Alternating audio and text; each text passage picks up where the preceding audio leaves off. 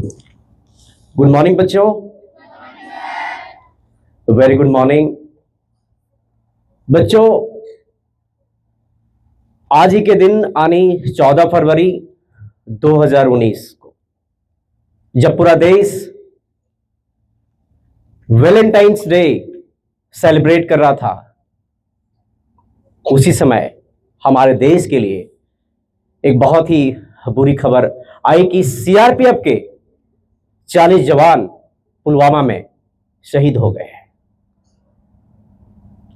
और ये हमारे देश के लिए एक बहुत बड़ी क्षति हुई। हमारे देश के लिए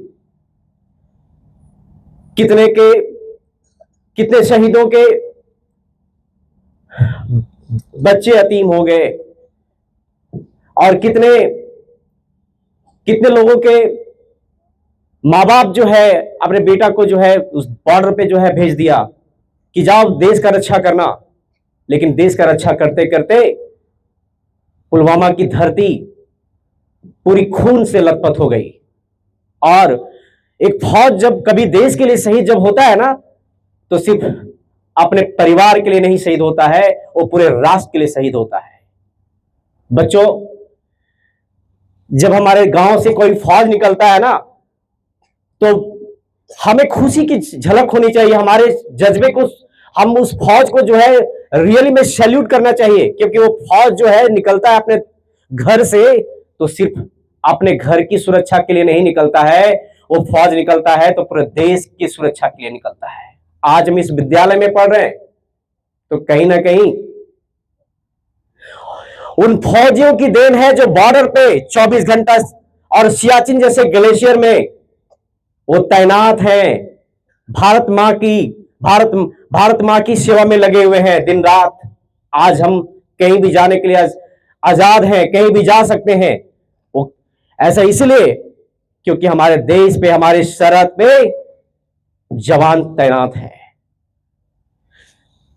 सिर्फ 2 मिनट के लिए मौन मनाना, मौन धारण करना हमारे लिए सबसे बड़ी उपलब्धि नहीं है, शहीदों को याद करने के लिए उपलब्धि नहीं है।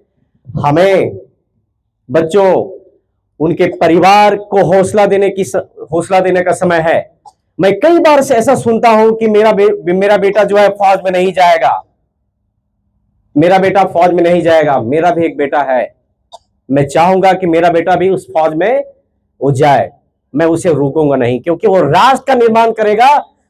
भले उस देश के लिए अगर वो कुछ भी करेगा तो मुझे हौसला, मैं नहीं हारूंगा। क्योंकि आज पुलवामा जैसे धरती पे जो है ना, 2019 यानी आज के दिन 14 फरवरी को जब खून से पूरी जो है पुलवामा की धरती जब लथपथ हो गई थी ना, तो कितने लोग तरह तरह के सोशल मीडिया पे चलाने लगे। लेकिन सोशल मीडिया से बच्चों हम शहीदों को याद नहीं कर सकते हैं। शहीदों को अगर याद करना है तो उसे दिल से सैल्यूट करने की जरूरत है। बच्चों, मैं एक चीज और कहना चाहता हूं, आपको मेहनत करके पढ़ाई करना है। और आप जिस स्कूल में पढ़ रहे हो, चाहे दुनिया के किसी भी स्कूल में पढ़ो, कहीं ना कहीं सबसे पहले राष्ट्र का निर्माण होना चाहिए, देश का निर्माण होना चाहिए। तभी आपको जो है एक देश के सच्चे नागरिक बन सकते हो। और मैं एक चीज में बताऊं कि पुलवामा जैसे आतंकी हमले में हमारे 40 वीर जो है शहीद हो गए। पाकिस्तान और भी देश जो है, आतंकी देश है, वो हमेशा हमारे देश पे जो हमला करते आया है। बच्चों, चाहे वो लड़के हो चाहे लड़कियां हो, अगर देश में अगर किसी तरह से समस्या उत्पन्न होती है तो सबसे पहले आपको देश का सेवा करना है, अपने घर को छोड़ना पड़ेगा। आ रहे समझ में बच्चों? इसलिए सबसे पहले राष्ट्र का सेवा सबसे बड़ी सेवा है। और